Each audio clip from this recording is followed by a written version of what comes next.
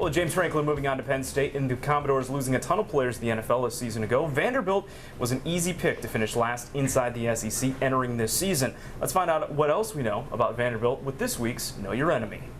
Know Your Enemy, sponsored by Relish, Big Tasty Burger. There aren't too many strengths with this Vanderbilt team, but let's give some love to a former Gainesville High standout. Ralph Webb has become the starting running back for the Doors this season and has made the most of it, rushing for 755 yards and 3 touchdowns to lead the team. In a team devoid of playmakers, he's looking like their best option. Vanderbilt's weakness is their youth. The Doors lost a lot from a season ago, and the majority of their guys are first-year starters this year. Add in the fact that they usually don't get the same athlete as most other SEC schools, and it's hard to expect them to compete in most conference games. And how to beat Vanderbilt? Play disciplined football and don't turn the ball over. Vandy scored 42 points a week ago against Old Dominion and will probably be coming into the game with some confidence. Don't give them that with dumb turnovers, and the Gators will need to finish inside the red zone when they get those opportunities. All right, so those were my thoughts on this year's Vanderbilt team. Chris, what are your thoughts?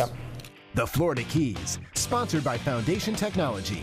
Key number 1 to me doesn't have anything to do with on-the-field play. It's showing mental maturity and focus as you go into this football game for a couple different reasons. You talk about letting one loss turn into 2 losses. Well, the same can kind of almost be true for a big win. You can't celebrate and get stuck on what you did last week, and especially in the SEC. It's about turning the page and moving forward. So their approach this week has got to be, this is the one and only game. There's no such thing as a trap game for these Gators. They've got to go out there on Saturday night and play with a sense of urgency. This is unlike an atmosphere that you'll experience anywhere else in the conference. Playing at Vanderbilt in Nashville does not have that same electricity. A very dead environment. You probably see the stadium half full. So bringing your own energy is important. You don't want to be lethargic, especially giving a team that you're much better than an opportunity to stay in the ball game into the second half. The second key for Florida is protecting the football offensively. The only way in my mind that Vanderbilt wins is if there's another performance like the Gators had against Missouri, where you're turning the ball all over, you're not playing well on special teams.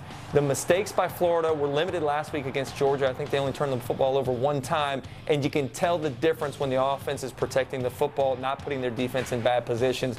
This offense for Vanderbilt cannot go the length of the field. No reason to give them a short field, sudden change situation, or even a defensive score. The third key for Florida defensively, they've got to pressure McCrary. He's a young quarterback, and we saw Florida do this very well against Tennessee with Justin Worley. Their quarterback got after him early and often, forced some errant throws, some turnovers, batted balls. I think this is the same kind of approach that Florida's defense will take when they take on this Vanderbilt offense, and McCrary specifically. Try to force him to throw the ball before he's ready. Hit him all day long, make him feel uncomfortable, not allow him to get into a rhythm.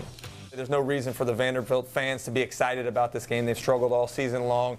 A lot of players get up by having that opposition, that fan base getting on you. You're not going to hear any of the cursing or yelling at you. You're more likely to hear some algorithms or something like that discussed in the stands here at Vanderbilt with the smart students that they have. But I think it's important that Florida brings that sense of urgency and starts fast coming out of the locker room. Certainly a different environment than the one they experience up in Knoxville, that's for sure. Same state, different situation. Hey, we got more Gainesville Game Day, though, coming up after this.